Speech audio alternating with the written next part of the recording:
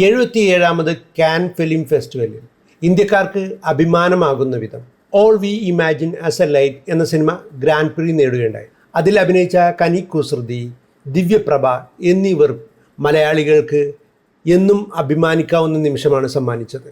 ഇതിൽ കനി കുസൃതിയെ വളർത്തിയ ഒരാൾ എന്ന രീതിയിൽ മൈത്രേയൻ എത്രത്തോളം സന്തോഷവാനാണ്? ഞാൻ അവളെ വളർത്തിയവൻ എന്നുള്ള നിലവാരത്തിൽ വളരെ സന്തോഷമുള്ള സമയമാണ്. ദിവ്യപ്രഭ ഞാൻ വളർത്തിയിട്ടില്ലാത്ത മകളെ പോലെ തന്നെയാണ്. അവളുടെ വീട്ടിൽ ഞാൻ പോയി താമസിക്കുന്ന ഒരു സ്ഥലമാണ്.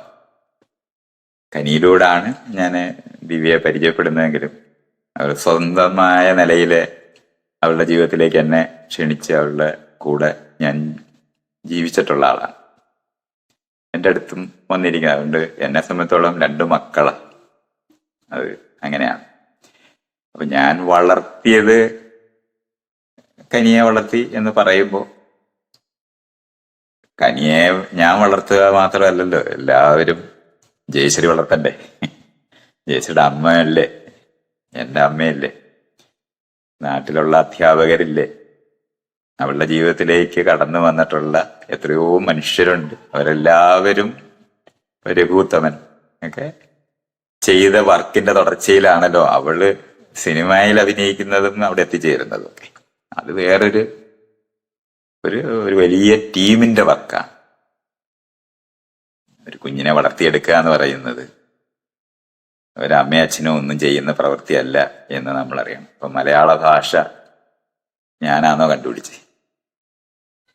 കേരളത്തിനകത്തെ പൊതുവിദ്യാഭ്യാസം എൻ്റെ വകയാണോ? ഒന്നും അല്ലല്ലോ. എത്ര അധ്യാപകര് അവളുടെ മുകളിൽ പണിയെടുത്തിട്ടാണ് അവളാകുന്നത്. ഇതൊക്കെ നമ്മൾ ഇതിനിടയ്ക്ക് അങ്ങ് മറന്നു പോകരുത്. എന്തോ ഒരു അച്ഛനും മോളും കൂടെ മാത്രം നടത്തുന്ന ആൾക്കാരൊക്കെ ഇങ്ങനെ എഴുതുകയും പറയുകയൊക്കെ ചെയ്യുമ്പോൾ ഞാൻ അങ്ങനെയല്ല വിഷയം കാണേണ്ടതെന്ന് അറിയുന്ന ആളാണ്. അപ്പോൾ ഒരു കുട്ടിയെ വളർത്തിയെടുക്കുക എന്ന് പറയുന്നതിന് ആ സമൂഹത്തിനകത്തുള്ള എല്ലാവരും പങ്കെടുത്തിട്ടുണ്ട് എന്നറിയുന്ന ഒരാൾ. അതുകൊണ്ട് മറ്റുള്ളവരുടെ ഒപ്പം ഞാൻ അവളുടെ വ്യക്തിപരമായ വിജയവും, ഞാൻ ആ അവാർഡ് കിട്ടുന്നത് വ്യക്തിപരമല്ലെന്നറിയുന്ന ആളാണ്. അത് ഇതുപോലൊരു വലിയ ടീം വർക്കാണ്. ഒത്തിരി ഘടകങ്ങളുണ്ട് അവരെ അതിനകത്ത് അത് വിജയിച്ചെടുക്കുന്നതിനകത്തും. അവരിട്ട പാട്ടുകൾ അല്പം പോലും കുറച്ച് കാണാതെ തന്നെ നമ്മൾ അറിയുകയും വേണം. ഈ ചുറ്റുപാടുള്ള ഈ കാര്യങ്ങളെല്ലാം ഇതുപോലെ തന്നെ പ്രധാനപ്പെട്ടതാണ്. അപ്പോൾ അവരുടെ എല്ലാവരുടെയും കൂടെ അവരൊന്നിച്ചു കൂടി ഉണ്ടാക്കിയെടുത്ത ഒരു വിജയമാണ് നമ്മളെ കാണുന്ന ഗ്രാൻഡ് പ്രീ. അതിനകത്ത് ഇന്ത്യക്കാരെന്നുള്ള നിലവാരത്തിലും മലയാളികൾ എന്നുള്ള നിലവാരത്തിലും അവളെ ജീവിതത്തിനകത്ത് നമ്മൾ ചെയ്ത, ഞാനും കൂടെ പങ്കെടുത്ത ഒരു നിലവാരത്തിൽ എനിക്ക് നല്ല സന്തോഷമാണ് ഉള്ളത്. അത് അല്ലെന്ന് പറയാനേ അല്പം പോലും ചെറുതായിട്ട് കാണുന്നുമില്ല. വളരെ സന്തോഷമാണ്. ജീവിതത്തിനകത്ത് അവളുടെ വിജയം എൻ്റെ ജീവിതത്തിൽ അവളുടെ എത്തിച്ചേരുന്ന ഇടം, വിജയം എന്നല്ല പറയേണ്ടത്, ആ സാധ്യതകളൊക്കെ എക്സ്പ്ലോർ ചെയ്ത് അവിടെ എത്തിച്ചേരുന്ന, അതിനകത്ത് നമ്മളും കൂടെ ഒക്കെ പങ്കെടുത്തിട്ടുണ്ട് എന്നുള്ളതിന് മലയാളികൾ എങ്ങനെയാണോ അത് ഒരു ഞങ്ങളുടെ വിജയം എന്ന് കാണുന്നത് പോലെ, ഇന്ത്യക്കാരെങ്ങനെയാണോ അത് ഞങ്ങളുടെ വിജയം എന്ന് കാണുന്നത് പോലുള്ള ഒരു കാഴ്ചയാണ് ഞാനും കാണുന്നത്. പക്ഷെ എനിക്ക് ആ അവാർഡിനോടൊപ്പം ഞാൻ അവളെ ബഹുമാനിക്കുന്ന അതിന് കാരണമായിട്ടുള്ള 2 കാര്യങ്ങളുണ്ട്. ഒന്ന്, അവള് ഈ സംസ്ഥാന അവാർഡ് കിട്ടിയിട്ട് അവളുടെ അവാർഡ് PK റോസിക്ക് ഞാൻ സമർപ്പിക്കുകയാണെന്ന് പറയുന്നത്. അപ്പോൾ ഞാൻ യഥാർത്ഥത്തില് അന്ന് സന്തോഷിച്ചിട്ടുണ്ട്. അതൊന്നും നമ്മൾ ആരെങ്കിലും പറഞ്ഞിട്ടോ നീ അവിടെ കയറുമ്പോ ഇങ്ങനെ പറയണം എന്ന് പറഞ്ഞിട്ടല്ലല്ലോ അത് ചെയ്യുന്നത്. തന്നെത്താനെ ഒരാള് പ്രായപൂർത്തിയായി ലോകത്തോട് എങ്ങനെ പെരുമാറണം എന്നുള്ളതിന്റെ റിസൾട്ട് കാണുന്നതിനകത്തെ സന്തോഷമാണ്. അത് സംശയമൊന്നുമില്ല. ഇതേപോലെ തന്നെയാണ് ഇപ്പോൾ അവിടെ പോയി ആ വേദി വളരെ സെൻസിറ്റീവായ വേദിയാണ്. അവിടെങ്ങും അങ്ങനത്തെ രാഷ്ട്രീയമായ നിലപാടുകളൊന്നും പറഞ്ഞുകൂടാത്ത, അല്ലെങ്കിൽ അങ്ങനെയൊക്കെ കാണിച്ചാൽ അത് വലിയ നഷ്ടമുണ്ടാകുന്ന സ്ഥലമാണ്. പക്ഷെ അത് മനസ്സിലാക്കിയിട്ട് അത് നേരത്തെ പ്ലാൻ ചെയ്ത് കൊച്ചിയിൽ നിന്ന് ഒരു ഇതൊക്കെ ഉണ്ടാക്കി കൊണ്ടുവന്നു എന്ന് അവള് പറയുമ്പോഴാണ് ഞാൻ അല്ലാതെ ഞാൻ അറിഞ്ഞിട്ടേ ഇല്ലാത്തൊരു കാര്യമാണ്. നമ്മൾ ആരെങ്കിലും പറഞ്ഞിട്ട് ചെയ്യുന്നതൊന്നുമല്ല, സ്വന്തം നിലയില് ചെയ്ത കാര്യങ്ങളാണ്. ഈ 2 നിമിഷം തണ്ണിമത്തൻ ബാഗ് ഉയർത്തി കാണിച്ച് അതിലേക്ക് വിരൽ ചൂണ്ടി വിജയിക്കണം എന്ന് പറയുന്ന ആ സാധനവും പിക്ക റോസിക്ക് സമർപ്പിക്കുന്ന ഈ 2 നിമിഷം അവളെ വളർത്തിയതിലുള്ള പങ്കാളിത്തം അനുഭവിച്ച് സന്തോഷം അനുഭവിച്ച നിമിഷങ്ങളാണ്. അതേസമയത്ത് അവൾക്ക് കിട്ടിയ അവാർഡ് അവളുടെ വ്യക്തിപരമല്ല എന്ന് അറിയുന്ന ആളാണ്. അത് വ്യക്തിഗതമായ അവാർഡ് കിട്ടാത്തത് കൊണ്ടല്ല, അവള് നല്ല ആക്ട്രസ് ആയിട്ട് അവര് അതിനകത്ത് കിട്ടിയാലും അവാർഡുകളെല്ലാം ടീം വർക്കാണ്. അത് അങ്ങനെ തന്നെ നമ്മൾ മനസ്സിലാക്കണം ആ സിനിമ എന്ന് പറയുന്നത്. അപ്പൊ അതുകൊണ്ട് ഇത്തരം ഒരു പ്രമുഖ സ്ഥാനത്ത് നിൽക്കുമ്പോഴും ഇത്തരം നിലപാടുകളിൽ എത്തിച്ചേരുന്നതിൽ മൈത്രേയന്റെ പങ്ക് വളരെ പ്രകടമാണല്ലോ, അത് വളർത്തിയെടുക്കുന്നത്. അത് എന്റെ മാത്രം പങ്കായിട്ട് കാണരുതെന്നാ ഞാൻ ഈ പറയുന്നത്. അങ്ങനെ കണ്ടാല് നമ്മൾ വളർത്തിയ, ഇപ്പൊ എന്റെ വീട്ടില് എന്റെ അമ്മയും അച്ഛനും വളർത്തിയ 6 പേരുണ്ട്. ഞാൻ എടുക്കുന്ന നിലപാടുകൾ എടുക്കാത്തവരാണ് അവര്. അത് അമ്മയും അച്ഛനും എന്നെ മാത്രമേ വളർത്തിയുള്ളൂ, ബാക്കി 5 പേരെ വളർത്തിയില്ലേ. അത് നമ്മുടേതല്ല, വളർത്തിയവരുടേതല്ല. അവരെ സ്വാധീനിച്ച മേഖലകളും ഘടകങ്ങളും ഒക്കെ അതിനകത്തുണ്ടാകും. പക്ഷെ അതൊന്നും അവർ ഓൺ ചെയ്യണമെന്നൊന്നുമില്ല. ഇപ്പൊ വീട്ടിലുണ്ടാക്കി കൊടുത്തിരിക്കുന്ന സ്വത്ത് ധൂർത്തടിച്ച് കളഞ്ഞ ഒരാളില്ലേ, അത് വലിയൊരു എന്റർപ്രൈസ് ആക്കി മാറ്റിയ ഒരാളില്ലേ. അപ്പൊ അതുപോലെ അതിനെ മനസ്സിലാക്കേണ്ടത്. നമ്മൾ അരങ്ങൊരുക്കിയവരായിരിക്കാം, പക്ഷെ പെർഫോം ചെയ്ത ആള് നമ്മളല്ല. അത് അവരുടെ സ്വന്തം ഇനിഷ്യേറ്റീവാണ്. അതേ ഞാൻ അങ്ങനെ അത് കാണത്തുള്ളൂ. അപ്പൊ എന്റെ പങ്കുണ്ടെന്ന് പറഞ്ഞാൽ എന്റെ മാത്രം പങ്കായിട്ടൊക്കെ ആളുകൾ ഇങ്ങനെ എന്നെ മാത്രം അറിയുന്നത് കൊണ്ട് മാത്രം പറയുമ്പം ജയശ്രീയുടെ പോയി എന്നുള്ള കാര്യം ചോദിക്കേണ്ട ആദ്യമായിട്ടുണ്ട്. ജയശ്രീയുടെ അമ്മ ചെലവഴിച്ച അത്രയും സമയം ഞങ്ങള് 2 പേരും ചെലവഴിച്ചിട്ടില്ല. അതിവിടെ പോയി. അവള് പഠിച്ച പട്ടം ഗവൺമെന്റ് സ്കൂളിലാണ് പഠിച്ചത്. അവളെ നർച്ചർ ചെയ്ത കുറെ അധ്യാപകരുണ്ട്. അവരെല്ലാം നമ്മൾ മറന്നു പോകണോ? അവള് നാടകം പഠിക്കുന്ന ആ പടി വരെ ഞാൻ എത്തിച്ചിട്ടുണ്ടെന്നുള്ളത് ശരിയാ. പക്ഷെ അതിനകത്ത് നടന്ന അവളോട് പെരുമാറിയിട്ടുള്ള അവളുടെ സുഹൃത്തുക്കളായിരിക്കുന്ന ഓരോ ആളും അതിനകത്ത് പങ്കെടുത്തിട്ടുണ്ട്, രൂപപ്പെടുത്തുന്നതിനകത്തൊക്കെ. അപ്പൊ അതെല്ലാം മറന്നുപോയിട്ട് അഭിനയ എന്ന് പറയുന്ന ആ സംഘടനയ്ക്ക് അവര് കോൺട്രിബ്യൂട്ട് ചെയ്തതിന്റെ തുടർച്ചയിലാണ് അവള് സത്യത്തിലുള്ളത്. എനിക്ക് അവളിലെ ആ വിജയത്തിലല്ല ഞാൻ പറഞ്ഞില്ല. ഞാൻ ഈ 2 രാഷ്ട്രീയ നിമിഷങ്ങൾ അവള് ഒരിക്കലെങ്കിലും ഞാൻ ഉണ്ടാക്കിയ വേദികളിൽ വന്ന് സംസാരിക്കുകയോ പറയുകയോ, ഒരു തവണ എങ്ങാണ്ട് മാത്രമാണ് അവള് എന്തെങ്കിലും ഒന്ന് സംസാരിച്ചായിട്ട് ഞാൻ കണ്ടിട്ടുള്ളൂ. അല്ലാതെ ഒരു സമയത്തും കണ്ടിട്ടില്ല.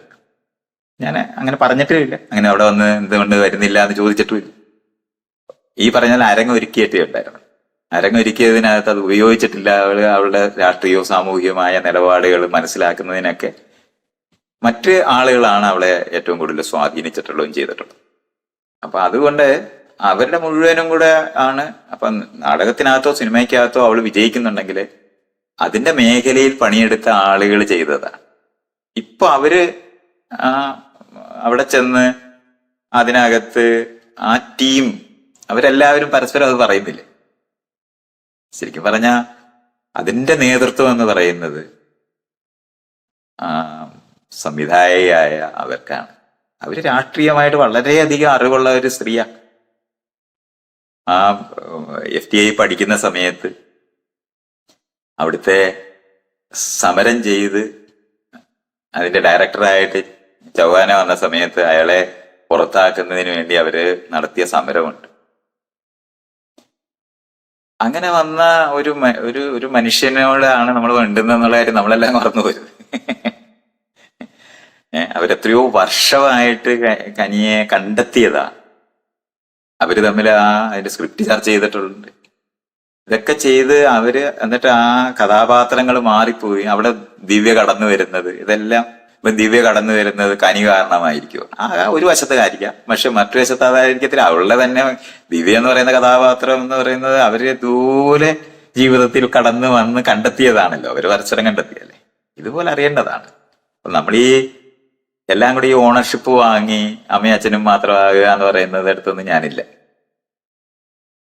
എനിക്ക് ഏറ്റവും സന്തോഷകരമായിട്ട് തോന്നിയത് നമ്മളാരും പറയാതെ ഒരു നാടിന്റെ നിലപാട് പറയാൻ എന്ന് പറഞ്ഞാൽ ഒരു മനുഷ്യത്വപരമായിട്ട് മനുഷ്യര് ലോകത്തോട് കാണണം, മറ്റുള്ളവരെ അംഗീകരിക്കണം. അത് പി കെ റോസി ആയാലും ശരി,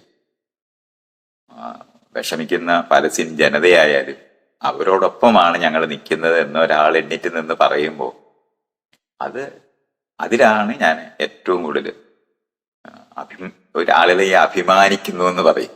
എനിക്ക് സത്യത്തില് സന്തോഷമേ ഉണ്ടാകുന്ന അഭിമാനം, മറ്റുള്ളവരെ ചെറുതാക്കുന്ന ഒരു വശം എല്ലാ അഭിമാനങ്ങൾക്കും ഉണ്ട്. ഞാൻ ഈ പ്രൗഡ് ഫാദർ എന്നൊക്കെ ആൾക്കാർ എനിക്ക് എഴുതി അയക്കും. ഞാൻ അതുകൊണ്ട് തന്നെ ഒരു പോസ്റ്റ് ഞാൻ എഴുതേണ്ടി വന്നു. ഞാൻ ഫുൾഫിൽഡ് എന്നുള്ള ഫീലിങ്ങോ അല്ലെങ്കിൽ സാറ്റിസ്ഫൈഡ്, സംതൃപ്തി അനുഭവിച്ചു എന്ന് പറയുകയല്ലാതെ ഞാൻ ആരെയോ തോൽപ്പിച്ച് നിൽക്കുന്ന മനുഷ്യർക്ക് നിയന്ത്രിക്കേണ്ടതായ വികാരങ്ങൾ എന്ന് നമ്മൾ കാണുന്നതിനകത്ത് ഒന്നാണ് ഈ പ്രൈഡ് എന്ന് പറയുന്നത്. അത് അല്ല വേണ്ടത്, നമ്മൾ ഊതിപ്പെരിപ്പിക്കേണ്ടത്. ഇൻക്ലൂസീവ് ആക്കുന്ന ആളുകളാണ്, കൂട്ടിപ്പിടിക്കാനായിട്ട്. ആ വേദിയിൽ അവരെല്ലാവരും കൂടെ ചേർന്ന് 5 പേര് ചേർന്നിരുന്ന് അതിനകത്ത് ഭാഷാപരമായിട്ടും വിഷയവും നന്നായി ചെയ്യാൻ അറിയുന്ന ഡയറക്ടർ എന്നുള്ള നിലവാരത്തിൽ അവർ മുൻകൈ എടുക്കുന്നതൊക്കെ നമുക്ക് കാണാം. അതാണ് അതിനകത്തെ അവരുടെ സ്ഥലം. അതൊക്കെ നമ്മൾ അങ്ങനെ അംഗീകരിച്ചുകൊണ്ട് വേണം. അവര് ടീമായി പ്രവർത്തിച്ചു എന്ന് അവര് പറയുമ്പോഴെല്ലാം നമ്മളെല്ലാവരും കൂടെ അതിനകത്തു നിന്ന് ആ വർക്കിനകത്തു നിന്ന് അവരവർക്ക് അടിച്ചോണ്ട് പോവാന്ന് എല്ലാം അടിച്ചോണ്ട് പോയിക്കൊള്ളുക, അങ്ങനൊന്നും ചെയ്തുകൂടാ.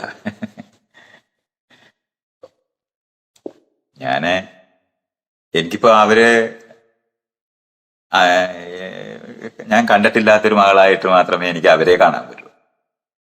മകളെന്ന് പറഞ്ഞ വാക്ക് ഇതുപോലെ മനുഷ്യരെ രണ്ടാമതാക്കുന്ന ഒരു സൂക്ഷ്മ ലോകം അതിനുണ്ട്. അവരെല്ലാവരും നമ്മൾ സുഹൃത്തുക്കളായിരിക്കുന്നതാണ് നല്ലത്. അപ്പൊ ആ 5 പേരും ചേർന്നുണ്ടാക്കിയ വിജയവും ആ വിജയം അവർ പങ്കിട്ട രീതിയും അതിനകത്ത് ഞാൻ ഈ നേരത്തെ പറഞ്ഞില്ല, ആ വേദി കനി ഒരു പൊളിറ്റിക്കൽ സ്റ്റേറ്റ്മെന്റിന് എന്ന് പറയുമ്പം ആരെയെങ്കിലും ഇപ്പൊ ഞാൻ എൻ്റെ വാക്കുകൾ കൊണ്ടൊക്കെ പറഞ്ഞ് പരത്തി ഒന്നും ചെയ്യുന്നതിന് പകരം ഒരു ആർട്ടിസ്റ്റ് ചെയ്യാവുന്ന രീതിയിൽ അത് നന്നായി ചെയ്തത് ഞാൻ അപ്രീഷിയേറ്റ് ചെയ്യുന്നു. അതാണ് ഞാൻ ഏറ്റവും കൂടുതൽ ഞാൻ പറഞ്ഞ അഭിമാനത്തിന് ഈ ഒരു പ്രശ്നമുണ്ട്. മാനം എന്ന് പറഞ്ഞാൽ അളക്കുകയാണ്, മുന്നിലിരിക്കുന്നവരെ അളക്കുക എന്നുള്ള അർത്ഥത്തിലും കൂടാണ്. അഭി എന്ന് പറഞ്ഞാൽ മുൻവശത്ത് എന്നുള്ള അർത്ഥമാണ്. അളക്കുക എന്ന് പറയുന്നത് കൂട്ടത്തിൽ അളന്ന് ഞാൻ മുകളിലാണ് എന്ന് സ്വയം തോന്നുന്ന ഫീലിംഗ് ഇല്ലേ, അത് അത്ര മെച്ചപ്പെട്ടതല്ല. അതല്ല വേറെ. അവരും കൂടി ഇല്ലായിരുന്നെങ്കിൽ ഞാൻ ആകില്ല എന്നുള്ള അറിവുണ്ടാകുന്നതിന് നിങ്ങൾക്ക് അത് ഉപയോഗിക്കാൻ കഴിയുമെന്നുണ്ടെങ്കിൽ അത്രത്തോളം ഞാനത് എടുക്കും. അല്ലാതെ ഇപ്പം ഒറ്റയ്ക്ക് ചെയ്യാവുന്ന പ്രവൃത്തികളല്ല വിജയങ്ങളും. ഒറ്റയ്ക്ക് ഇപ്പൊ നമ്മൾ ഉസൈൻ ബോൾട്ട് ഓടി 8 പേര് എങ്കിലും അവിടെ അതിനകത്ത് ഓടാനുണ്ടാകണം. അവര് അയാളെക്കാളും ഓടും എന്ന് തോന്നുന്നതുകൊണ്ടാണ് 1 ഇഞ്ച് കൂടെ 1 മില്ലിമീറ്റർ എങ്കിലും കൂടുതൽ ഓടുക, അല്ലെങ്കിൽ ഒരു മില്ലിമീറ്റർ മില്ലി സെക്കൻഡ് കുറയ്ക്കുക എന്ന് പറയുന്ന അത് മറ്റവരും കൂടെ ചേർന്നേ ഒരാൾ വിജയിക്കത്തുള്ളൂ എന്നുള്ള കാര്യം നമ്മൾ അറിയണം. ഒറ്റയ്ക്കുള്ള വിജയങ്ങളല്ല ലോകം. അത് തിരിച്ചറിവോടെ അതുണ്ടാകേണ്ടത്. അത് നമ്മൾ ആ ഫെഡററും നദാലും ഒക്കെ തമ്മിൽ അങ്ങോട്ടും ഇങ്ങോട്ടും ബഹുമാനിക്കുന്ന കാണുന്ന, അല്ലാതെ ഒറ്റയ്ക്ക് ജയിക്കാൻ ഒക്കത്തില്ല. ഇത് അറിയേണ്ടതാണ്. നമ്മൾ മറുവശം അത് കനി തന്നെ പ്രതിപക്ഷത്തിനെ ബഹുമാനിക്കണമെന്ന് പറയുന്ന സ്ഥലമാണ് അത്. അപ്പുറത്തെ ആളുകളില്ലെങ്കിൽ നമ്മളില്ല. നമ്മൾ എന്ന് വിളിക്കണമെങ്കിൽ മറുവശത്ത് ആരുമെങ്കിലും വേണം. അവരും കൂടെ ചേർന്നാണ് നമ്മൾ, യഥാർത്ഥ നമ്മൾ എന്നുള്ള അറിവും നമുക്ക് വേണ്ടേ. ഇതുപോലുള്ള കാര്യങ്ങളും കൂടെ ചേർന്ന് വേണം അറിയാൻ. അപ്പൊ വിജയം പോലും ഒരു ടീം വർക്കായിട്ട് കാണേണ്ടത്. ഇപ്പൊ മെസ്സി പന്ത് കളിക്കുന്ന സമയത്ത് മറ്റുള്ളവർ പന്ത് അവിടെ എത്തിച്ചാലല്ലേ അയാൾക്ക് അടിക്കാൻ പോകൂ. അതുകൊണ്ടല്ലേ നമ്മൾ രണ്ടാമത് അസിസ്റ്റ് എന്ന് പറയുന്ന കാര്യം, പണ്ട് ഗോൾ അടിച്ചതിനെ പറ്റി മാത്രമേ വേണ്ടുമായിരുന്നുള്ളൂ. ഇപ്പൊ അങ്ങനല്ല, ഗോൾ ഒരാൾ അടിക്കാനായിട്ട് ഇയാൾ സഹായിച്ചു എന്ന് പറയുന്ന അസിസ്റ്റ് എന്ന് പറഞ്ഞാൽ അവസാനം അയാൾ പന്ത് എത്തിച്ചു കൊടുത്തു എന്ന് പറയുമ്പം മെസ്സി മാത്രമാണോ ആ പന്ത് എത്തിച്ചത്? എത്ര പേര് ചേർന്നിട്ടാണ് ആ പന്ത് അവിടെ എത്തിച്ചെന്നുള്ള കാര്യം വീണ്ടും മറന്നു വരുന്നത്. അപ്പൊ നമ്മള് ചിലയിടത്തൊക്കെ കട്ട് ചെയ്യും, അത്രേ നമുക്ക് കഴിയുള്ളൂ എന്നൊക്കെ അറിയുന്നത് കൊണ്ട് മാത്രമാണ്. അല്ലെങ്കിൽ വലിയൊരു ശൃംഖലയുടെ അറ്റത്തല്ലേ നമ്മളെല്ലാവരും ഉള്ളത്. ഞാനിരുന്ന് പറയുന്ന ഓരോ വരിയും എന്റെ സ്വന്തം വരിയല്ല, ഞാനൊരു ചുനുപ്പാണ് അതിനകത്തിരുന്നത്. നമ്മൾ ആഡ് ചെയ്തിട്ടുണ്ടോ എന്നുള്ള ചോദ്യമാണ്. അപ്പൊ അവാർഡ് കിട്ടി വിജയിച്ച ആള് അതിനകത്ത് ചേർത്തതിനെ പറ്റിയാണ് ഞാൻ ഈ പറയുന്നത്. ചേർത്തത് ഈ രണ്ട് കാര്യമാണ്. മറ്റേത് ടീം വർക്കിന്റെയാണ്. ഒരാള് ഒരു സിനിമ എന്നൊക്കെ പറഞ്ഞാല് ഞാൻ ഇതിന്റെ സൂക്ഷ്മത ബാക്കിയൊക്കെ നമ്മൾ വിട്ടാലും ശരി, സിനിമ ഒറ്റയ്ക്ക് ഒരാളുടേതാകത്തേ ഇല്ല, അസാധ്യമാണ്. ഇപ്പൊ ഒരു ഫ്ലൂട്ട് വായിക്കുന്ന ഒരാളിന്റെ സ്പേസ് അല്ല, ഒരു സിംഫണി വായിക്കുന്നവരുടെ ലോകമാണ്. എല്ലാവരും കൂടെ ചേർന്നിട്ടേ ഉണ്ടാവുള്ളൂ. അത് പ്രകടമായി അങ്ങനെ ഉണ്ടാകും. മറ്റേത് വളരെ സൂക്ഷ്മമായ ലോകത്താണ്. എനിക്ക് ഭക്ഷണം തന്നിട്ടില്ലേ എന്ന് ചോദിക്കുന്നത് പോലുള്ള ചോദ്യങ്ങളായിരുന്നു അതാണ് ആദ്യം ഞാൻ പറഞ്ഞത്. പക്ഷെ അത് മാത്രമല്ല, സിനിമ എന്ന് പറയുന്നത് അങ്ങനെയാണ്. സിനിമ ടീം വർക്ക് മാത്രമാണ്. നമ്മൾ മമ്മൂട്ടിയുടെ സിനിമ എന്നും മോഹൻലാലിന്റെ സിനിമ എന്നും പൃഥ്വിരാജിന്റെ സിനിമ എന്നും ഒക്കെ നമ്മൾ പറയുമ്പോൾ അവരുടെ ആരുടെയും സിനിമയല്ലത്. അവരതിനകത്ത് ആയിരക്കണക്കിന് ആൾക്കാർ ചേർന്ന് പ്രവർത്തിച്ച്, അവരെല്ലാവരും ചേർന്ന് പ്രവർത്തിച്ചതിനകത്ത് മുന്നേ നിൽക്കുന്നവര്, നമ്മൾക്ക് കാണാൻ പറ്റുന്നിടത്ത് നിൽക്കുന്നവരെന്നുള്ള അർത്ഥമേ ഉള്ളൂ. അത് നമ്മൾ അങ്ങനെ മനസ്സിലാക്കണം. അല്ലാതെ കനി അഭിനയിച്ച് ബാക്കി 4 പേരോടെ പോയി, അഭിനയിച്ച 4 പേരോടെ പോയി, അവരില്ലാതിരുന്നുണ്ടെങ്കിൽ അവൾ അഭിനയിക്കുമോ? അതൊക്കെ നമ്മളാണ് അറിയേണ്ടത്. ആ സ്ക്രിപ്റ്റ് ആലോചിച്ച് എത്രയോ വർഷമായിട്ട് നടന്നിരുന്ന ഡയറക്ടർ മറന്നിട്ട് നമ്മൾ പറയരുത്. ഈ വിജയത്തിൽ കനി കുസൃതിയോടും ദിവ്യ മൈത്രേന് പറയാനുണ്ടാവും എന്തായിരിക്കും? അത് എനിക്ക് അവരോടൊന്നും പറയാനില്ലാത്ത തരത്തിൽ അവർ നന്നായി അതെല്ലാം പറഞ്ഞു കഴിഞ്ഞിട്ട് അവരെല്ലാവരും കൂടെ ആ സ്റ്റേജിലിരുന്ന് സംസാരിക്കുമ്പോഴാണ് നമ്മൾ കാഴ്ചക്കാരായാൽ മതി എന്നുള്ള എനിക്ക് ഇനി അവരോട് പറയാനൊന്നുമില്ല. കാരണം അവര് സ്വന്തം നിലയിൽ ലോകത്തിനെ കാണാനും അതിനെ അറിയാനും അവിടെ പ്രവർത്തിക്കാനും കഴിവുള്ളവരായി അവർ മാറിക്കഴിഞ്ഞവരാ. ഞാൻ നിങ്ങളോടൊപ്പം കാണുന്ന ആള്, എനിക്ക് അവരോട് പറയാനില്ല. ഇപ്പൊ ഇയാൾ എന്നോട് ചോദിച്ചാൽ പറയാവുന്ന പോലുള്ള ചോദ്യങ്ങളും പറച്ചിലേ ഇനിയുള്ളൂ. അല്ലാതൊന്നും അവരെ പറയാനായിട്ട്, അവരെല്ലാം വളർന്ന് സ്വന്തം നിലയിൽ ആയിക്കഴിഞ്ഞവരല്ലേ. അതിനകത്തൊക്കെ ഇനി നമുക്ക് എന്താണ് റോൾ? ഞാനിപ്പോ തന്നെ ആളുകൾ എന്നോട് ചോദിക്കുമ്പോൾ പറയുന്നു എന്നുള്ളതല്ലാതെ വളർത്തുന്ന ലോകമൊക്കെ എന്നേ കഴിഞ്ഞതല്ലേ. ഞാനത് അങ്ങനത്തെ ഒരു ഡിസ്കഷനകത്ത് തന്നെ ഞാനില്ല. അവരുടെ ലോകം അവർക്ക് തന്നെത്താൻ നിർമ്മിക്കാൻ അറിയാവുന്നവരാണെന്ന് അവർ തെളിയിച്ചു കഴിഞ്ഞവരാണ്. അത് ദിവ്യയായാലും കനിയായാലും അത് ചെയ്തു കഴിഞ്ഞിട്ടുണ്ട്. എന്റെ ജീവിതത്തിനകത്ത് ഇപ്പൊ കടന്നു വന്നിട്ടുള്ള കനിയെ ഞാൻ വളർത്തി എന്ന് പറയുന്ന പോയിന്റ് കഴിഞ്ഞിട്ടുള്ള എത്രയോ അവളെ പോലുള്ള കഴിവുള്ള മനുഷ്യരെന്റെ ജീവിതത്തിലുണ്ട്. അവരെല്ലാവരുടെയും ജീവിതത്തിനകത്ത് ഞാനുണ്ട്. ഞാൻ അവരോട് ആരെങ്കിലും നിങ്ങൾ ഇങ്ങനെയാണ് ചെയ്യേണ്ടതെന്ന് പറയാറില്ല. അവർ ചോദിക്കുമ്പോൾ, ഇപ്പൊ ഇയാൾ എന്നോട് ചോദിക്കുമ്പോൾ ഞാൻ എനിക്കറിയാവുന്ന കാര്യങ്ങൾ പങ്കുവെക്കുക എന്ന് പറയുന്ന ഇതേ ഉള്ളൂ. അല്ലാതെ എന്താണ് പണ്ടേ ഞാൻ പറയത്തില്ല, അനുഭവജ്ഞാനം, നമ്മുടെ അനുഭവജ്ഞാനം എന്ന് പറയുന്നത് പഴയ കാലഘട്ടത്തിന്റെ അനുഭവജ്ഞാനമാണെന്ന് അറിയണം. ഇപ്പൊ സിനിമയെ പറ്റി എനിക്കാണോ കനിക്കാണോ അറിയാവുന്നത്? കനിയിൽ നിന്ന് നമ്മൾ പഠിക്കാനല്ലേ പറ്റും, നമ്മൾ പറയുന്നത് കേൾക്കാനല്ലേ പറ്റും. അത് സവിശേഷമായ മേഖലയാണ്. സവിശേഷമായ മേഖലയ്ക്കകത്തുള്ള അറിവുകൾ ഒരു ഡോക്ടർക്കുള്ള അറിവ് പോലെ, ഒരു ആർട്ടിസ്റ്റിനുള്ള അറിവ്, ഇതെല്ലാം സവിശേഷ അറിവുകളാണ്. അത് അവരിൽ നിന്ന് നമുക്ക് കേൾക്കാനേ പറ്റും. നമുക്ക് പിന്നെ പറയാനുള്ളത് എന്ന് പറഞ്ഞാൽ അയലത്തിരിക്കുന്ന ആൾക്കാരോട് മര്യാദയ്ക്ക് പെരുമാറണേ എന്ന് പറയുന്നതാണല്ലോ പറയാനുള്ളത്. അത് ഞാൻ എല്ലാ ദിവസവും പറഞ്ഞു കഴിഞ്ഞതല്ലേ. നീ കനി അത് കേട്ട് വളരേണ്ട കാര്യമില്ല എന്നുള്ളത് അവളുടെ ജീവിതം കൊണ്ട് അവൾ തെളിയിച്ചു കഴിഞ്ഞു എന്നുള്ളതാണ് ഞാൻ ഈ പറഞ്ഞത്. അത് ദിവ്യയൊക്കെ ആ പറയുന്ന സംസാരിക്കുമ്പോഴൊക്കെ നമുക്ക് കാണാൻ പറ്റും.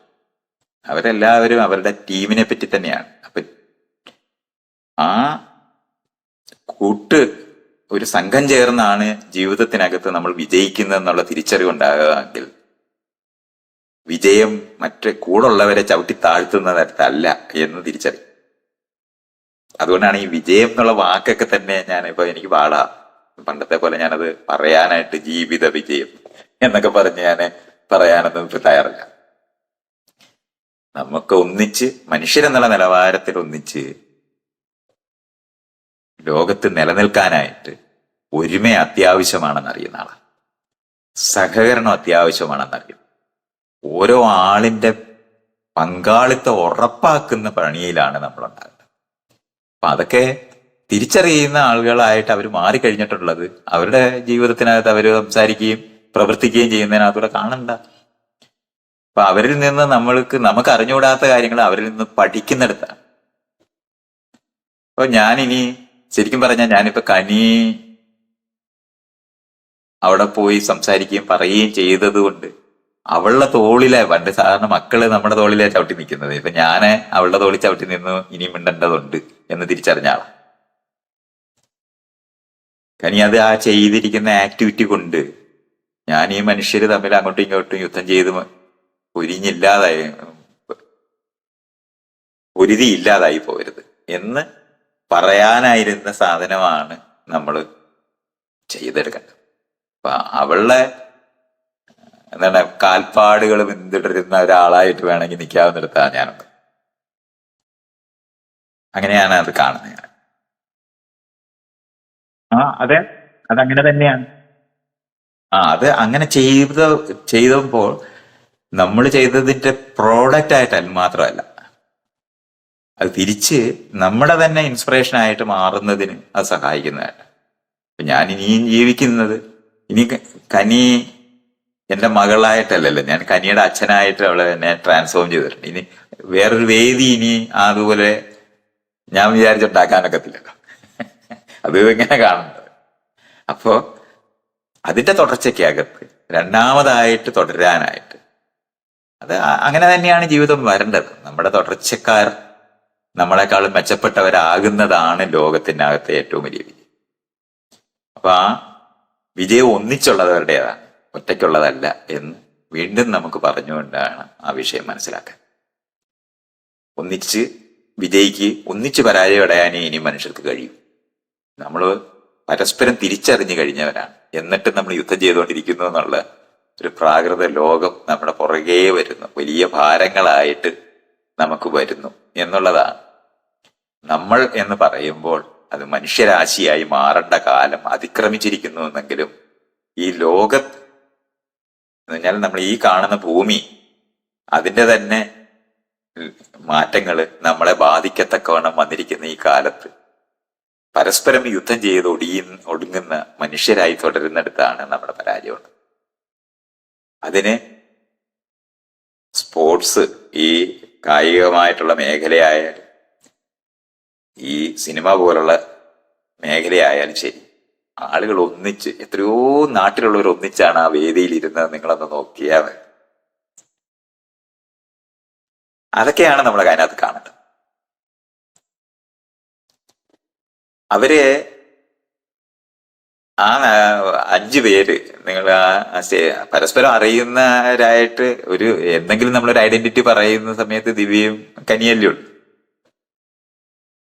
മറ്റു 3 പേരും എവിടുന്ന് വന്ന് ഇവരെല്ലാരും കൂടെ ചേർന്നിട്ടില്ലേ. ഇത് സാധ്യമാണെന്ന് മാത്രമായി ഈ പറയുന്നത്. അവര് അത് കഴിഞ്ഞിട്ടുള്ള ഒരു ഇന്റർവ്യൂവിനകത്ത് അവർ പറയുന്നുണ്ട്, ഈ ഡൈവേഴ്സിറ്റി എന്ന് പറയുന്ന അത് ഒരു ഒറ്റ അഖണ്ഡം എന്നുള്ള വാക്കൊക്കെ ഉപയോഗിച്ച്, ഏകം എന്നുള്ള വാക്കൊക്കെ ഉപയോഗിച്ചിട്ട് ഈ വൈവിധ്യങ്ങളെ ഇല്ലാതാക്കുന്ന ഒരു ആശയം ഇന്ത്യയിൽ വളർന്നുകൊണ്ടിരിക്കുന്നതിനെ എതിർത്ത് നിൽക്കേണ്ട ആവശ്യം നമുക്കുണ്ട്. നമുക്ക് വ്യത്യസ്തതകളെ സ്വീകരിക്കേണ്ടവരാണ്. അത് ആ വേദികളിൽ ഇരുന്ന് അവർക്ക് പറയാൻ കഴിയുന്നു എന്നുള്ളത് തന്നെയാണ് ഏറ്റവും വലിയ വിജയം. ഞാൻ പറഞ്ഞില്ല, അതിനെ കൊട്ടേഷനകത്താണ് ആ വിജയം വെക്കേണ്ടത്. ആരുടേതുമല്ലാത്ത മനുഷ്യരാശിയുടെ വിജയമായിട്ട് വേണമെങ്കിൽ എടുക്കാം. പക്ഷെ ആ മനുഷ്യരാശി എന്ന് ഞാൻ പറയുമ്പോൾ മറ്റുള്ള ലോകത്തുള്ള എല്ലാ ജീവനെയും ഒന്നിച്ചു ചേർന്ന് നിൽക്കുന്ന ഒരു കാഴ്ചയും കൂടെ അതിനകത്ത് ഉണ്ടാകേണ്ടതുണ്ട്. ജീവൻ നിലനിർത്തേണ്ടതിൻ്റെ ആവശ്യമുണ്ട്. അതിനുവേണ്ടി നമുക്ക് പ്രവർത്തിക്കുന്ന ഇടങ്ങളാക്കി ഈ ഇടങ്ങളെല്ലാം മാറ്റേണ്ടതുണ്ട് എന്നുള്ളത് മാത്രമാണ് ഞാൻ അതിനകത്തുനിന്ന് പഠിക്കുന്നത്. അതുകൊണ്ട് എനിക്ക് എന്തെങ്കിലും പറയാനല്ല ഉള്ളത്, പഠിക്കാനാണ്. എത്രയോ പ്രമുഖ താരങ്ങളുണ്ട് നമുക്ക്. ഇവരെല്ലാം അഭിനയിക്കുന്ന കഥാപാത്രങ്ങൾ അനീതിക്കെതിരെ പൊരുതുന്നവരും രാഷ്ട്രീയമായും സാമൂഹികമായും ഇച്ഛാശക്തിയുള്ളവരുമാണ്. പക്ഷെ അവർക്കൊന്നും കാണിക്കാൻ കഴിയാത്ത ചങ്കൂറ്റം ആ മുറിച്ച തണ്ണീർമത്തൻ പ്രദർശനത്തിലൂടെ ലോക ശ്രദ്ധയാകർഷിക്കുന്ന വിധം ഫലസ്തീന് ഐക്യദാർഢ്യം പ്രകടിപ്പിച്ചുകൊണ്ട് നടത്തിയ ആ പ്രഖ്യാപനം കനിയെ മറ്റുള്ള പ്രമുഖ താരങ്ങൾക്കും മുകളിലെത്തിക്കുന്നില്ലേ? അതൊരു മാതൃകയല്ലേ? പ്രത്യേകിച്ച് ഇത്തരം താരങ്ങൾക്ക്, അല്ലെങ്കിൽ ഇത്തരം താരങ്ങളുടെ വേർഡ്സുകൾക്ക്, അല്ലെങ്കിൽ ഇത്തരം താരങ്ങളുടെ പ്രകടനങ്ങൾക്ക് ലോക ശ്രദ്ധയാകർഷിക്കാനോ അല്ലെങ്കിൽ ഒരു പറ്റം ജനങ്ങളുടെ ശ്രദ്ധയാകർഷിക്കാനോ ഒരു ജനങ്ങളുടെ അഭിപ്രായ രൂപീകരണങ്ങൾക്കോ സാധ്യമാകും എന്നുള്ളൊരു ഘട്ടത്തിൽ അത് സംശയമില്ല. നിങ്ങൾ അയാളാ പറയുന്നത്. നമുക്കിപ്പം ആളുകള് നമ്മളെല്ലാം ജനിച്ചു വളർന്ന ഒരു അന്തരീക്ഷവും കൂടെ ചേർന്നല്ലേ നമ്മുടെ നാട്ടിനകത്ത് പുരുഷ മേധാവിത്വപരമായി പെരുമാറുന്നു എന്ന് പറയുന്ന മനുഷ്യരെല്ലാവരും ഓരോ വീടിനകത്തെ പ്രോഡക്റ്റുകളും കൂടെ ആണെന്നുള്ള കാര്യം നമ്മൾ മറന്നുപോകരുത്. കേരളത്തിന്റെ അന്തരീക്ഷത്തിനകത്ത് ജനാധിപത്യപരമായ സംസ്കാരം വികസിക്കാനായിട്ട് ഇതുവരെ നമുക്ക് അങ്ങനെ വികസിപ്പിക്കാൻ കഴിഞ്ഞിട്ടില്ലാത്ത ഒത്തിരി കാര്യങ്ങളൊക്കെ ഉണ്ട്. അതൊക്കെ നമ്മളെ കാണുകയും വേണം. അപ്പോൾ അതേ സമയത്ത് ആർട്ടിസ്റ്റുകൾ എന്നുള്ള നിലവാരത്തിൽ മമ്മൂട്ടിയായാലും മോഹൻലാലും ഒക്കെ വളരെ എന്താ പറയണ്ടേ, ഏറ്റവും നല്ല പെർഫോമൻസ് ചെയ്തിട്ടുള്ളതാണ്. അതൊന്നും ഈ ഫ്രാൻസിലെ ആൾക്കാർക്ക് അറിഞ്ഞുകൂടാത്തോണ്ടല്ലേ. നമ്മൾക്ക് ലോകത്തുള്ള സിനിമകളൊക്കെ നമ്മൾ കാണുന്നതല്ലേ. തിലകനൊക്കെ അഭിനയിച്ചതൊക്കെ നമ്മൾ മറന്നു പോകാൻ പറ്റുമോ? അപ്പൊ അതൊക്കെ ഇതൊക്കെ കുറച്ച് കാണരുതെന്നാണ് ഞാൻ പറയുന്നത്. ഇതൊക്കെ നമ്മൾ പറയുമ്പോൾ ഒരു രാഷ്ട്രീയമായിട്ടുള്ള ആവശ്യവും ലോകത്തിനെ പറ്റിയുള്ള അറിവും ഒരു കാലഘട്ടത്തിനകത്ത് ആളുകൾ ചെയ്യാതിരുന്നു, അവരുള്ളവർ ചെയ്തില്ല എന്നൊക്കെ നമ്മൾ പറയുമ്പോൾ അവർ ചെയ്തില്ല എന്നുണ്ടെങ്കിൽ ഇനി അവർ ചെയ്യും എന്നാ ഞാൻ പറയും. അങ്ങനെയാണ് ചെയ്യുന്നത്. ഞാൻ കനിയിൽ നിന്ന് പഠിക്കാനുണ്ടെന്ന് പറയുമ്പോൾ അതുപോലെ തന്നെ അറിയണം, അവരും എല്ലാം കാണും. അങ്ങനെയാണ് ഇതെല്ലാം സംഭവിക്കുന്നത്. യൗവനമുള്ളവർ തന്നെയാണ് നമുക്ക് നേതൃത്വം തരേണ്ടത്. ഞാനിത് പറഞ്ഞിട്ടാണ് ഈ രാഷ്ട്രീയ പ്രവർത്തനം അവസാനിപ്പിച്ചത്. യൗവനമുള്ളവരാണ് നേതൃത്വം തരേണ്ടത് എന്നുള്ള നിലപാടാണ് എനിക്കുള്ളത്. അപ്പൊ അത് കാരണം കൊണ്ട് അവിടെ ഉള്ള ആളുകൾ ആരും അതൊന്നും ചെയ്തില്ല എന്ന് അവരെ കുറ്റപ്പെടുത്തുന്നതിന് പകരം അവര് ഇത്തരത്തിലുള്ള വേദികളിലേക്ക്, ഇപ്പോ ആ സിനിമയ്ക്കകത്ത് കേരളത്തിലെ സിനിമകൾ എത്രയോ നല്ല സിനിമകൾ ഉണ്ടെന്നൊക്കെ അവരുടെ വേദിയിൽ അവരെല്ലാവരും ഇരുന്ന് സംസാരിക്കുന്നത്. അത് നമ്മൾ മറക്കരുത്. അവര് അത് പ്രൊമോട്ട് ചെയ്തിട്ടുണ്ട്. മാത്രമല്ല സ്വന്തമായിട്ട് ഇപ്പൊ ഈ കാനിലേക്ക് അയക്കപ്പെടാത്ത സിനിമകള് ആണ് കൂടുതൽ. അയക്കാതെ അവർ റിജക്ട് ചെയ്തുകൊണ്ട് മാത്രമല്ല, അയച്ചിട്ടില്ലാത്തവരും കൂടാണ്. അതുകൊണ്ട് നമുക്ക് അവിടെ സ്വന്തമായ ഒരു ലോകം തന്നെ ഉള്ളവരാണ്. ആ ലോകം അതിനെ മറ്റുള്ളവരുമായി കണക്ട് ചെയ്യണമെന്ന് ആവശ്യപ്പെടുന്നതിന് അതൊക്കെ ഉപയോഗിക്കാൻ പറ്റും. ഇപ്പൊ നമ്മൾ പഴയ കാലത്തെ കഥകളോ കവിതകളോ ഒക്കെ എടുത്തു നോക്കിയിട്ട് അതിനകത്തൊക്കെ ഇന്നത്തെ ജനാധിപത്യപരമായ ബോധമില്ല.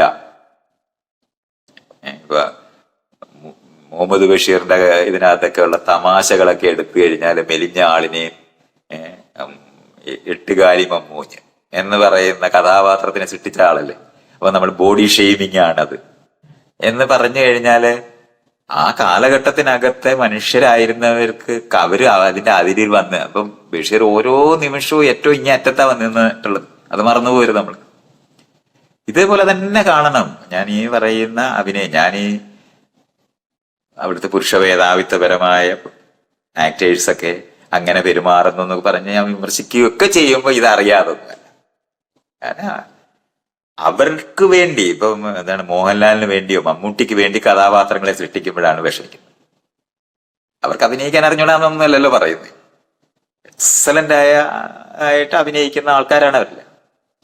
അപ്പൊ അവരുടെ കാണാതിരിക്കുന്ന ജനതയ്ക്ക് അവരില്ല എന്ന് തോന്നും. അങ്ങനെ മാത്രം കണ്ട. അപ്പൊ അത് നമ്മളൊക്കെ പഠിക്കേണ്ടതാ. അങ്ങനത്തെ വേദികളൊക്കെ ലഭിക്കുന്ന സമയത്ത് എങ്ങനെയാണ് അത് ചെയ്യേണ്ടതെന്ന് നമുക്ക് ചെയ്യാൻ കഴിയാതിരിക്കുന്ന കാര്യങ്ങളൊക്കെ നമ്മൾ അടുത്ത തലമുറ ചെയ്യും. അതാണ് പ്രതീക്ഷ നൽകുന്നത്. അല്ലാതെ മറ്റുള്ളവരെ ഞാൻ നേരത്തെ പറഞ്ഞല്ലേ, നേരത്തെ ഉള്ളവരെ ചെറുതാക്കാൻ മാത്രമായിട്ടല്ല നമ്മുടെ പ്രവർത്തനങ്ങൾ നിൽക്കേണ്ടത്. അത് അബ്സോർബ് ചെയ്ത് അവരെവിടെയാണോ നിർത്തിയെടുത്തു എന്ന് തുടങ്ങുന്നവരായിട്ടാണ്. അപ്പൊ നമ്മുടെ തോളുകളെല്ലാം വരുന്ന തലമുറയ്ക്ക് ചവിട്ടി നിൽക്കാനുള്ള ഇടങ്ങളായിട്ട് മനസ്സിലാക്കാമെങ്കിൽ ഒരു വിഷമമില്ലാതൊക്കെ അതൊക്കെ കാണാൻ പറ്റും.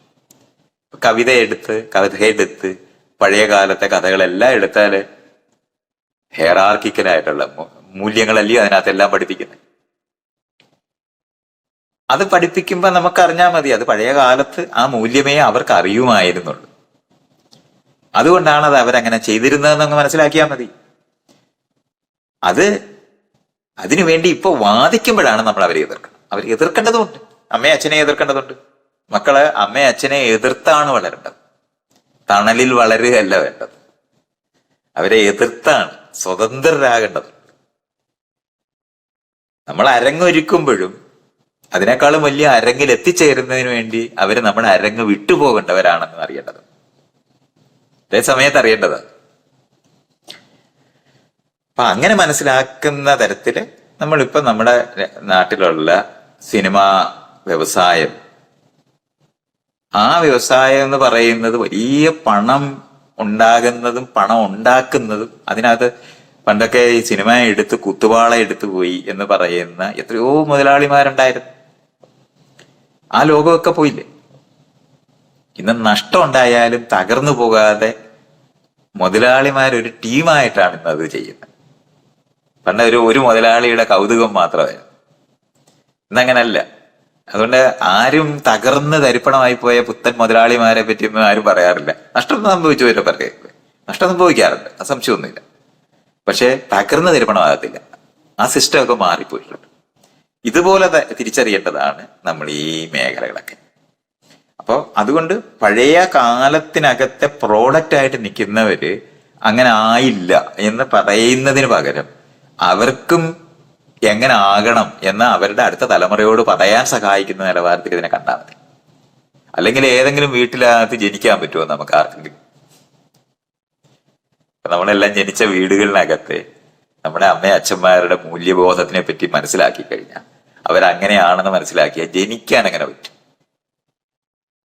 അപ്പൊ എവിടെങ്കിലും ജനിക്കുകയല്ലേ പറ്റുള്ളൂ. നമ്മളെല്ലാം മലയാളികളായിട്ട് ജനിച്ചു പോയില്ലേ, മലയാള ഭാഷ സംസാരിക്കുന്നവരായിട്ടല്ലേ നമ്മളിരിക്കുന്നത്. മലയാളത്തിന് 500 കിലോമീറ്ററിനകത്ത് വട്ടം ചുറ്റി നോക്കിയാല് ഒരു 100 കിലോമീറ്ററിനകത്ത് തീർന്നു പോകുന്ന 500-600 കിലോമീറ്റർ നീളമുള്ള ഒരു സമൂഹം മാത്രമല്ലേ ഉള്ളു. അതിനകത്ത് ഒതുങ്ങിപ്പോത്തില്ലേ ഞാൻ സംസാരിക്കുന്നതൊക്കെ. അപ്പൊ അതിന് പുറത്ത് വരണമെങ്കിൽ മറ്റു ഭാഷകളിലൊക്കെ ചെയ്യണ്ടേ, ഇതുപോലൊക്കെ അറിയണം. അതിരുകളുള്ളതാണ്. അപ്പൊ ആ അതിരുകളിനകത്ത് നമ്മൾ എത്ര ശോഭിച്ചാലും മറുവശത്തുള്ളവർ അറിയേയില്ല എന്നറിയണം. അപ്പൊ അതിന്റെ പരിമിതികളെല്ലാം നമ്മളെ എല്ലാം ബാധിക്കും. അതെത്ര അറിവുള്ളപ്പോഴും നമ്മളെല്ലാം ഈ പരിമിതികൾ ബാധിക്കും. അത് തിരിച്ചറിഞ്ഞുകൊണ്ട് ഇത്തരത്തിലുള്ള വേദികൾ അവരിൽ നിന്ന് ഞാൻ പുതിയ തലമുറയിൽ നിന്ന് നമ്മളാ പഠിക്കേണ്ടത്. ആ സിനിമ ഞാൻ കണ്ടില്ല, പക്ഷെ ആ സിനിമയെ പറ്റി കണ്ട ആളുകൾ പറഞ്ഞ ഇത് കേൾക്കുമ്പോൾ നമുക്കറിയാം അത് വളരെയധികം. അല്ലെങ്കിൽ പിന്നെ അതിനൊരു ഗ്രാൻഡ് പ്രീ എന്ന് പറയുന്ന അവിടുത്തെ 1ാമത്തെ 2ാമത്തെ സ്ഥാനം അതിന് ലഭിച്ചിരിക്കുന്നതുകൊണ്ട് ആ സിനിമ അവരിൽ വിജയിച്ചു എന്നുള്ളതിന് സംശയമൊന്നും വേണ്ടല്ലോ. എൻ്റെ ഒരു സുഹൃത്ത് ജയൻ ചെറിയാന് ഫ്രാൻസിൽ ഈ സ്ഥലത്തുണ്ടായിരുന്ന അദ്ദേഹം കണ്ടിട്ട് എനിക്ക് എഴുതി, നല്ല നല്ല വർക്കാണ്. അപ്പൊ നമുക്കിങ്ങനെ കാണാം സിനിമയെ പറ്റി അറിയുന്ന ഒരാളാണ് അയാൾ. അദ്ദേഹം. അപ്പൊ അദ്ദേഹം അത് കണ്ടിട്ട് പറയുകയും ചെയ്യുന്നുണ്ട്. അപ്പോ നമ്മളെ സംബന്ധിച്ചോളം വിജയിച്ച സിനിമയാണ്. അപ്പൊ അതുപോലുള്ള സിനിമകളുടെ ഉൽപാദനത്തിനെ പറ്റിയുള്ള ചർച്ചകളാണ് നമ്മൾ ആരംഭിക്കേണ്ടത്. അല്ലാതെ നമ്മൾ ഇപ്പം മലയാളത്തിൽ തന്നെ ഈ കഴിഞ്ഞ ഒരു 8-9 വർഷമായിട്ടെങ്കിലും ഉണ്ടായിക്കൊണ്ടിരിക്കുന്ന സിനിമ ഇപ്പം മഹേഷിന്റെ പ്രതികാരം, അതൊക്കെ ശരിക്കും പറഞ്ഞാൽ ലോക നിലവാരമുള്ള സിനിമയാണ്. അതൊക്കെ പലതരത്തിൽ അതിന്റെ സ്ക്രിപ്റ്റ് ഒക്കെ നമ്മളിങ്ങനെ എടുത്തങ്ങോട്ട് നോക്കിയാൽ മതി. അതൊക്കെ വലിയ മാറ്റം ഉണ്ടാക്കി കഴിഞ്ഞിട്ടുണ്ട്. കേരളത്തിന് സ്വന്തമായ മുദ്ര വന്നു കഴിഞ്ഞിട്ടുണ്ട്. ഈ അവരുടെ ഡിസ്കഷനകത്തെല്ലാം കേരളത്തിലേക്ക് നോക്കാനാണ് അവർ എല്ലാവരും ആവശ്യപ്പെട്ടത്. ഈ സിനിമയുടെ ഡയറക്ടർ തന്നെ നേരിട്ട് അത് പറയുന്നില്ലേ? കാരണം അവരെല്ലാം ഇൻസ്പയർഡ് ആണ്, കേരളത്തിലേക്ക് നോക്കി ഇൻസ്പയർഡ് ആണ്. ഇതൊക്കെയാണ് നമുക്ക് ശരിക്കും പറഞ്ഞാൽ അഭിമാനിക്കണം എന്ന് നിങ്ങൾ പറയുവാണെങ്കിൽ ആ വിജയിച്ച ഡയറക്ടർ പറയുന്നു നിങ്ങൾ കേരളത്തിലേക്ക് നോക്ക് എന്ന് പറയുമ്പോഴാണ് നമ്മൾ യഥാർത്ഥത്തിൽ സന്തോഷിക്കുന്നത്.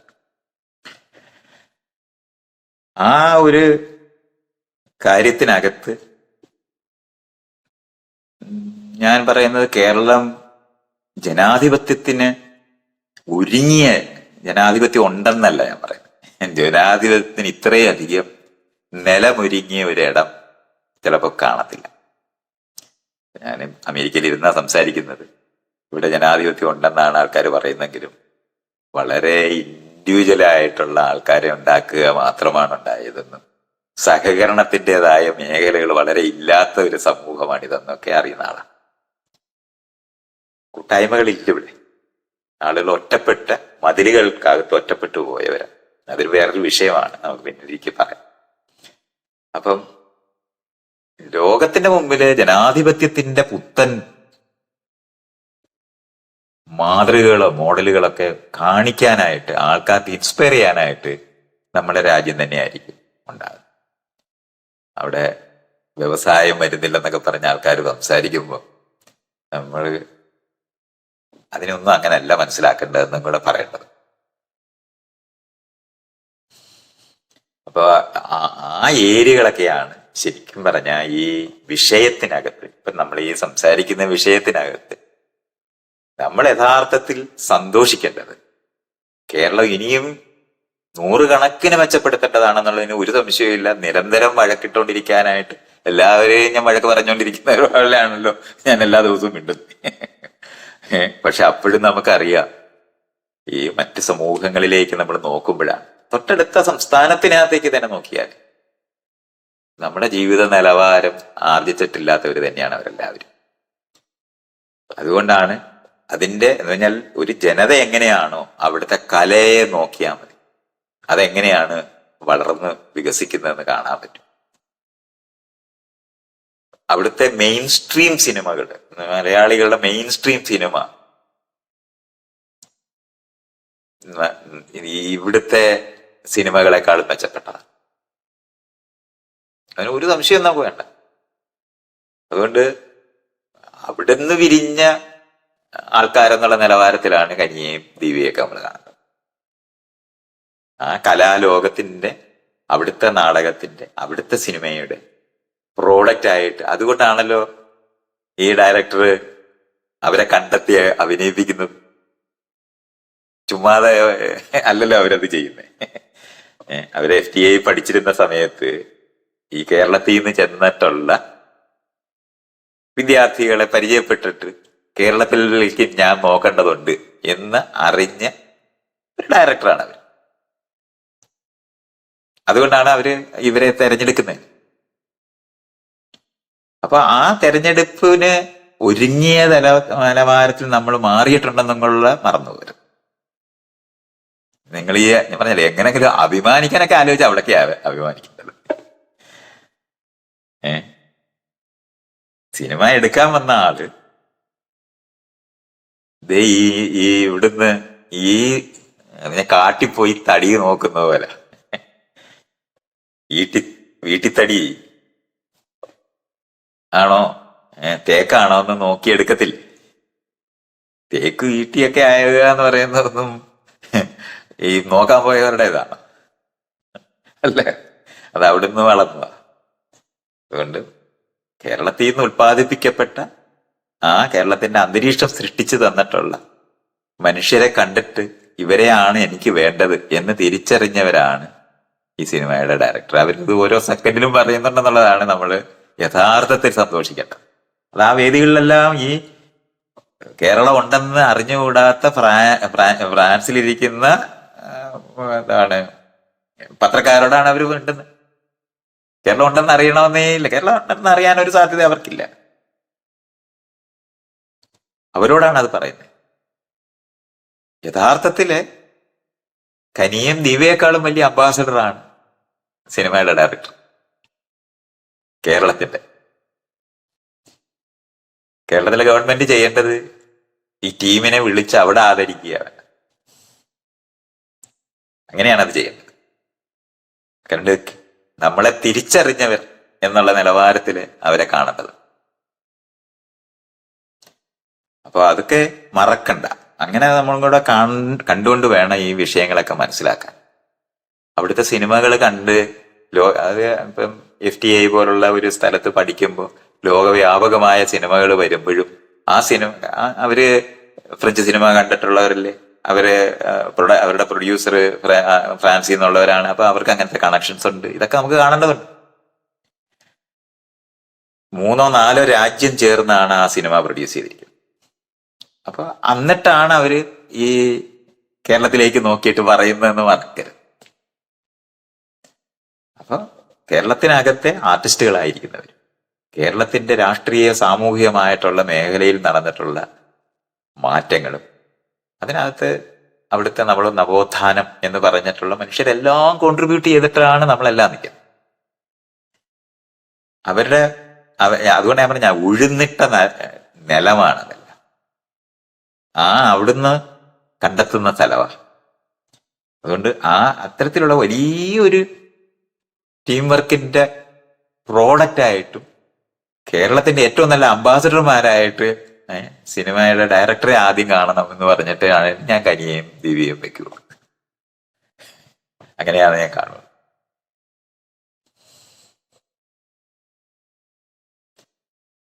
എന്ത് പറയാനാ അതിനകത്തൊക്കെ? ശരിക്കും എങ്ങനെയായി ലോകം മാറണം എന്ന് പറയുന്നത് ഇത്തരത്തിലുള്ള വിജയങ്ങളുടെ, ഇത്തരത്തിലുള്ള ജീവിത നിലപാടുകളുടേതായിട്ടുള്ള കാര്യങ്ങളെല്ലാം കൂടെ ചേർന്ന് നിന്ന് മനുഷ്യരെന്നുള്ള നിലവാരത്തില് ഫ്രാൻസിൽ പോയി അത് ചെയ്യാനും അവിടെ അംഗീകാരം തേടാനും അതിനകത്ത് നമ്മളെല്ലാവരും മനുഷ്യരാണെന്ന് ആ സിനിമയ്ക്കകത്തൂടെ അവരതായിരിക്കുമല്ലോ പറഞ്ഞിട്ടുള്ളത്. ഞാൻ കണ്ടില്ല എങ്കിലും അതിരുകൾ ഭേദിച്ച് മനുഷ്യരെ പരസ്പരം തിരിച്ചറിയാൻ സഹായിക്കുന്ന സിനിമയായതുകൊണ്ടാണ് അതിന് അംഗീകാരം കിട്ടിയതെന്ന് എനിക്കറിയാം. അല്ലാതെ ഏതെങ്കിലും എന്നാൽ നമ്മൾക്ക് തോന്നും ലോക്കൽ എന്ന് നമ്മൾ വിളിക്കുന്നതെല്ലാം ഇന്റർനാഷണലാണ്. ഇവിടെ എല്ലായിടവും ഒരേ സമയം ലോക്കലും ഇന്റർനാഷണലുമാണ്. ഒരേ സമയം ഭൂമി ആകാശത്താണ് ഇരിക്കുന്നതെന്ന് മറന്നു പോകാതെ വേണം നമ്മൾ ഇരിക്കാൻ. നമ്മൾ ഇരിക്കുന്നത് ആകാശത്താണ്, അല്ലാതെ ആകാശം അങ്ങ് അകലെയാണ് എന്ന് തെറ്റിദ്ധരിക്കരുത്. തിങ്ക് ഗ്ലോബലി ആക്ട് ലോക്കലി എന്ന് പറയുന്ന അതേ വരി തന്നെയാണ് ഇക്കാര്യത്തിനകത്തും എടുക്കാനുള്ള നിലപാട്. മറ്റൊന്നും